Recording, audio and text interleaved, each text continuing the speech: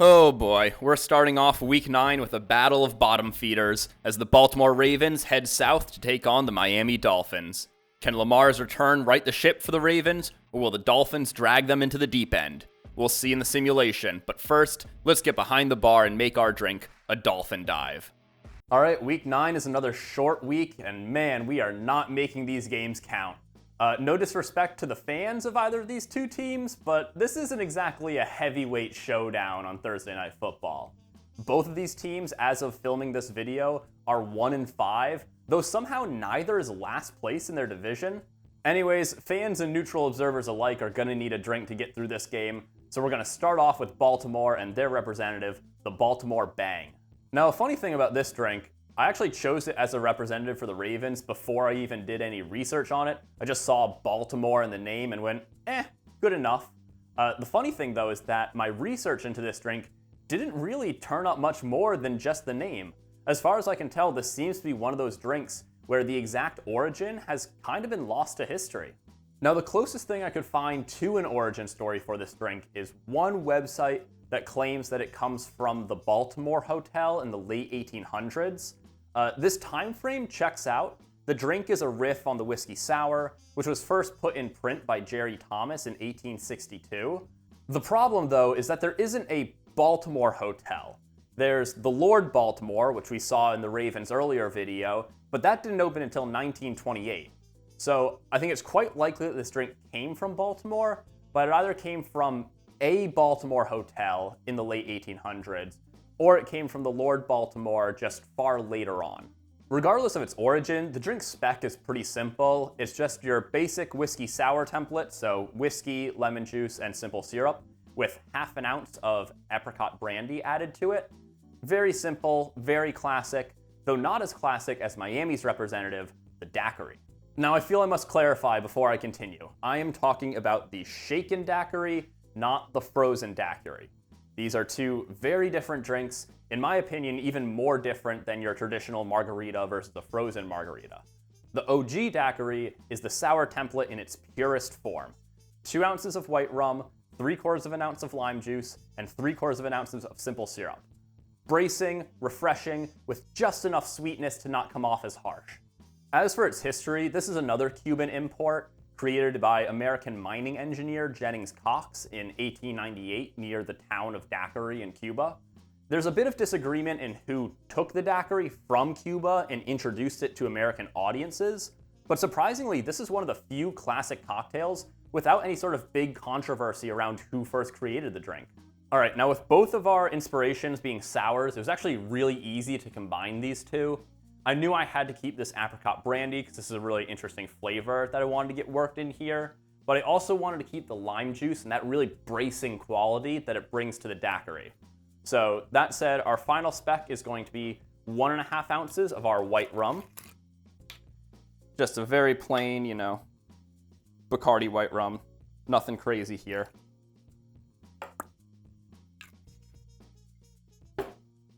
Half an ounce of our Apricot Brandy. Now, this technically is a apricot liqueur, more like an eau de vie, as opposed to something actually, made directly from apricots. But it's close enough that it'll work in this recipe. Still got those flavors, still got that sweetness. 3/4 of an ounce of our lime juice. Keeping that nice and forward in this drink. It's a bit of a heavy 3/4 of an ounce as well, so be even more forward in this drink. And then finally, a bit of sweetness, 1/4 ounce of simple syrup. I actually just made a whole bunch more of this yesterday because I realized I was running out.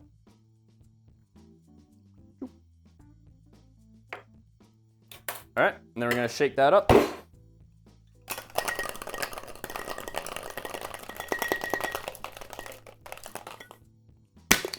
Woo! That break was crisp. All right. And then we're going to strain this into a little Nick Nora glass.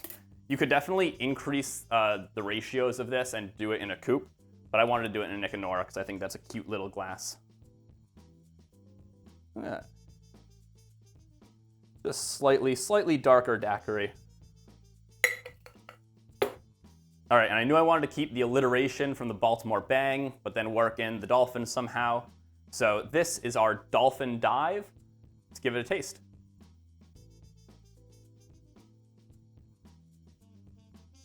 Ooh. Okay. That apricot comes through a lot more than I was initially expecting. Huh.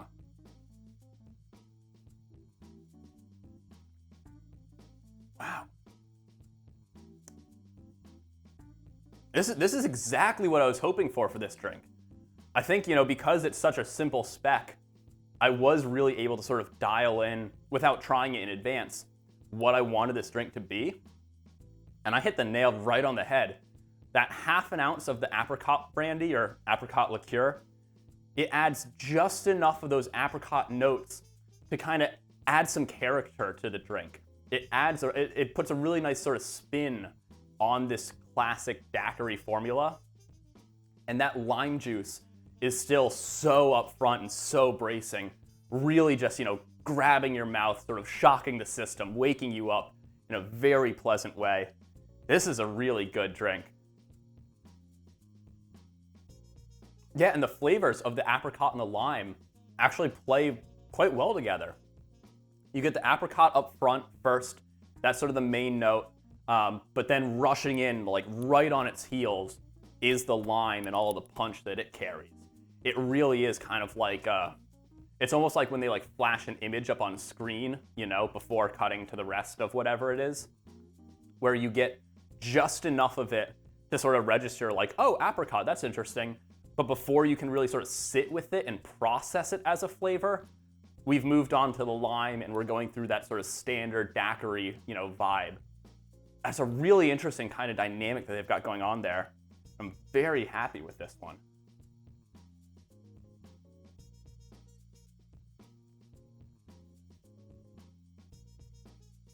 I think the big question for me is, and this was something I struggled with when I was putting together the recipe, was basically, I had 3/4 of an ounce of simple syrup in the daiquiri spec, right? So, the base daiquiri spec, as I said earlier, was 2 ounces of this white rum, 3/4, 3/4. Scaled the white rum back to 1.5 so that I could get this drink to fit in this Nick Nora glass, because normal daiquiri would be in a coupe. You'd have a bit more, space to serve it in.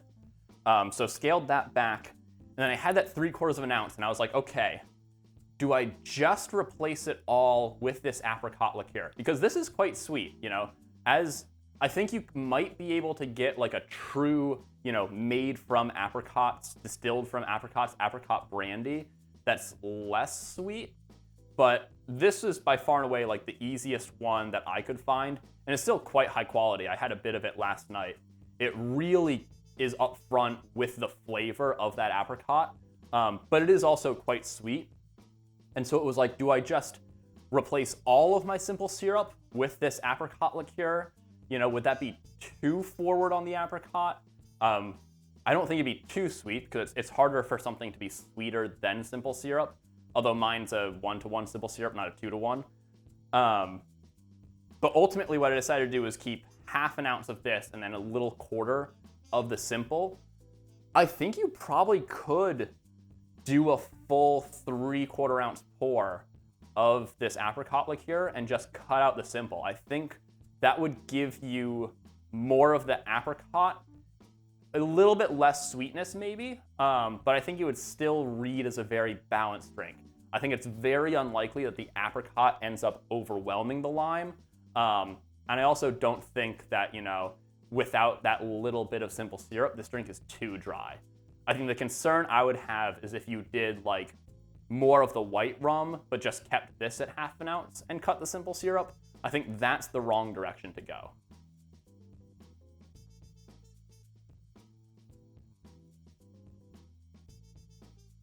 But yeah, as is, it reads pretty much exactly like what I wanted it to read as, which was a daiquiri with a bit of a spin on it, Kind of like how the Baltimore Bang is a whiskey sour with that apricot brandy twist. I wanted this to read as a daiquiri with that apricot brandy twist. And that is exactly what this drink is. If that sounds like a good drink to you, absolutely recommend it. I think this is a very easy to drink. It certainly doesn't pull any punches. It's very sort of loud, but in a very pleasant way. All right, well, I now have basically no doubt that this drink is going to be better than this matchup, but we'll find out in the simulation. Well, let's go ahead and get this game over with. The Dolphins start with the ball, and their opening drive is relatively uneventful, ending in a punt, but it features the funniest offsides I've seen yet, as Roquan Smith is just going for a stroll pre-snap. Obviously, we've seen the Madden AI be dumb a bunch, but I think this is the first time it's just truly broken on a play. Now, this sim assumes Lamar Jackson is back and healthy, which seems likely, and is a huge boost to this Ravens offense, as he takes off for a 61-yard run on the Ravens' first offensive snap. Although, maybe he's not 100% yet, as on this red zone third down scramble, Miami punches the ball out, recovering the fumble at their own 7-yard line. The Dolphins respond by going 3 and out to finish off a scoreless first quarter.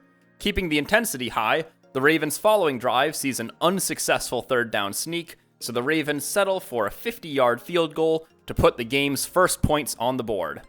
Here's the thing about playing the Dolphins, though. If your offense is having trouble scoring, just wait on the Dolphins' offense to help your defense score. Alec Ingold has his head absolutely taken off by Roquan Smith and drops the ball, which is recovered and returned 79 yards by Kyle Hamilton. That fumble really opened the floodgates in this game. Ravens running their 2-minute drill, and Lamar takes off, flying down the field for an untouched 72-yard rushing TD, putting the Ravens up 17-0 at the half.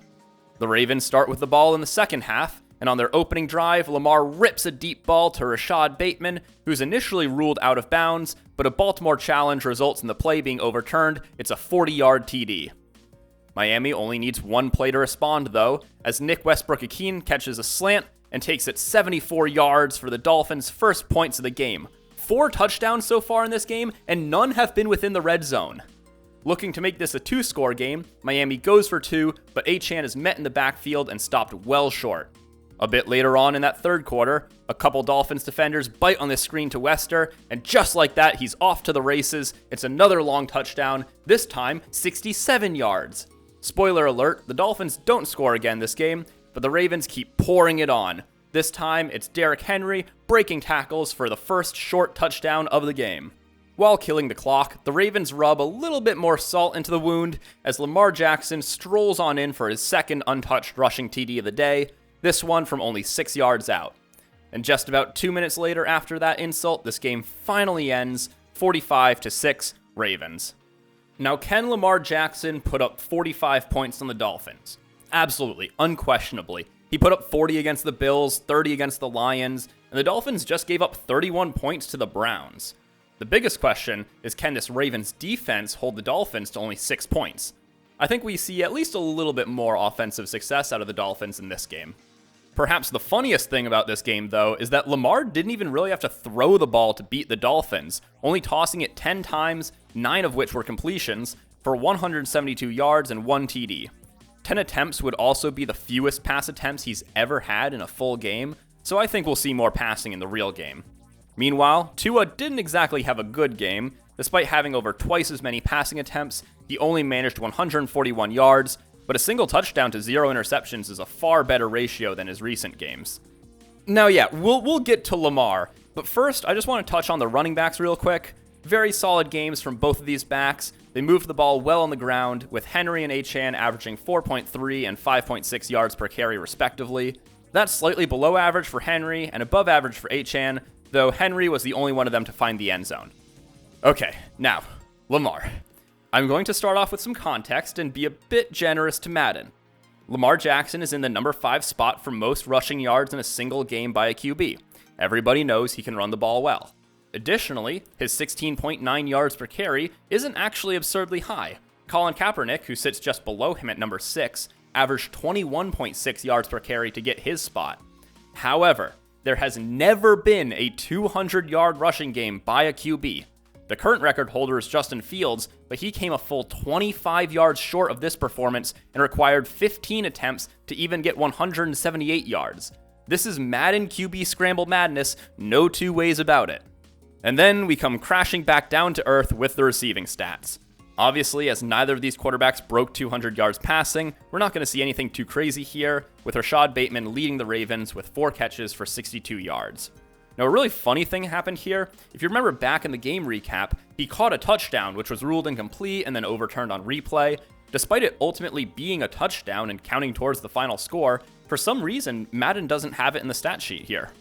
Now, there's one very notable exclusion from the receiving stats, and that's Zay Flowers, who somehow didn't see so much as a target this game, despite averaging around 6 catches these last few games. This is remedied in the Monte Carlo sim, where he hauls in 4 passes for 42 yards. The passing stats for these QBs are actually relatively similar in the Monte Carlo sim, with Tua seeing a slight bump and Lamar seeing a slight drop. Obviously, Lamar's rushing yards drop off far more significantly though, ending at a more reasonable 40 yards. Achane and Henry both have good games in this simulation as well, though this time it's Henry who leads in rushing yards.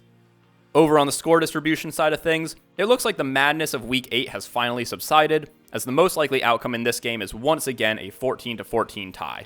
Despite the results being pretty evenly distributed, averaging all of the scores slightly favors the Ravens to the tune of a 17-15 victory. Do you agree with the simulations, or do you envision a different future? I'm looking forward to hearing your thoughts down in the comments. As a reminder, our drink for this matchup is the Dolphin Dive, a refreshingly bitey mix of lime and apricot.